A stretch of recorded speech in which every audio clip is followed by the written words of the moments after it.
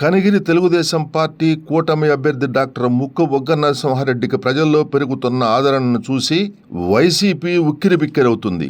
ప్రతిరోజు ఏదో ఒక గ్రామం నుండి ఏదో ఒక వార్డు నుండి డాక్టర్ బొగ్గ నరసింహారెడ్డికి మద్దతు పెరుగుతూ ఉండటంతో వైసీపీ శ్రేణుల్లో ఆందోళన మొదలైంది.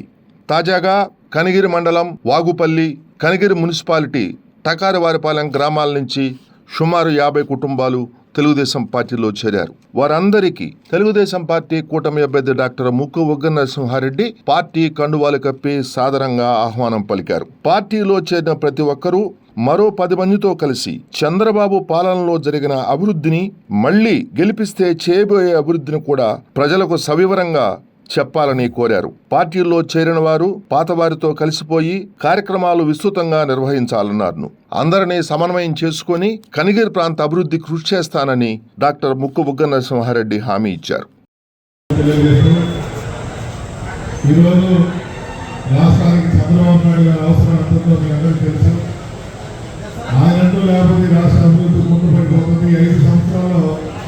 ఎటువంటి అభివృద్ధి వల్ల కనిగిరి నుంచి లెవెల్ పరిస్థితి ఈరోజు కనిగిరి నుంచి చదువుకోలు 4 సంవత్సరాలు అయితే కూడా రోడ్డు వేయలేని దుస్థితిలో ఈ గవర్నమెంట్ ఉంది. మరి మంచినీళ్ళ సమస్య ఎక్కడ ఉంది, కాలేజీలు ఆగిపోయినాయి. ఇవన్నీ కూడా మళ్ళా రావాలంటే తిరిగి చంద్రబాబు నాయుడు గారు అధికారంలోకి రావాలి. ఈ ప్రాంతాల్లో మీ అందరికీ తెలుసు, నేను అంతా ఇంట్లో అధికారులు మీకు సత్తుపాలు చేసి పెడుతూ ఉన్నాను.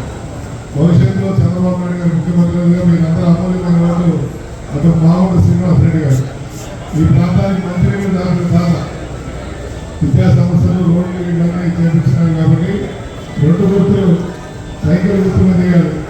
ఎమ్మెల్యేకి అయితే 1వ గుర్తు 1వ దాని మీద పెట్టాలి. మామూలు శ్రీనివాసరెడ్డి 2వ ఓటు 4వ నెంబర్ దాని మీద పెట్టి ఇద్దరు గెలిపిస్తే ఈ ప్రాంతాన్ని అభివృద్ధి తెలియజేస్తూ సెలవు నిరుద్యోగ వృత్తి కింద 3000, తల్లికి 100 కింద ఒక్కొక్క బిడ్డకి ఎంతమంది బిడ్డలు ఉంటే అంతమందికి 15,000, 3 గ్యాస్ సిలిండర్లు ఫ్రీ, వాలంటీర్లకి గౌరవేతనం కింద 10,000, ప్రతి రైతుకు ఏడాదికి 20,000 పెట్టుబడి, ఉచిత ఇసుక, తిరిగి అన్నా క్యాంటీన్లు ప్రారంభించడం, భూహక్కు చట్టం రద్దు.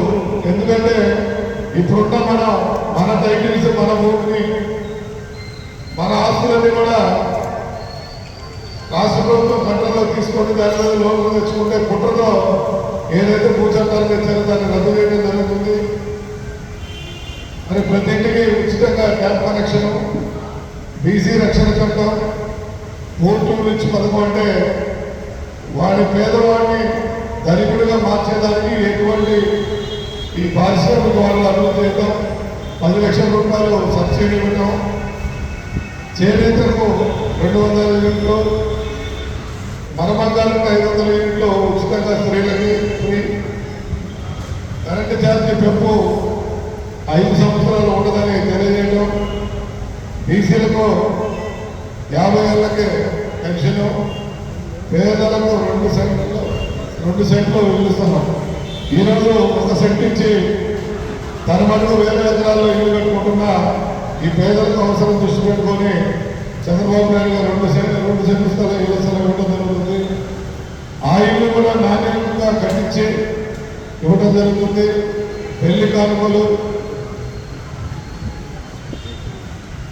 1,00,000 రూపాయలు పెళ్లి కానుక, అదేవిధంగా విదేశీ విద్యా పథకం, పండుగల కార్యక్రమాలు అంటే లక్ష్యాన్ని 3,000 అని చెప్పి ఎలక్షన్లో ఓట్లు వేయించుకున్నాం. అంచెలంచెలు అని చెప్పి 5 సంవత్సరాలకి 3,000 ఇచ్చిన ఈ ప్రభుత్వానికి బుద్ధి చెప్పే విధంగా గతంలోనే పెంచిన తెలుగుదేశం ప్రభుత్వం ఇప్పుడు 4,000 రూపాయలు ముగ్గులకు ఇవ్వడం పెంచడం జరుగుతుందని చెప్పి తెలియజేస్తూ, దాంతోపాటు ఈ 3 నెలలు ఏదైతుందో ఆ 3 నెలలు మార్చి, ఏప్రిల్, మే, జూన్ ఈ 3 నెలలు కూడా 4,000 రూపాయలు 4,000 కింద పెంచి రేపు ప్రభుత్వం వచ్చిన తర్వాత మొదటిసారి ఇచ్చే రేపు జూలైలో ఇచ్చే అప్పుడు 7,000 రూపాయలు పథకాలు కొనసాగించారు.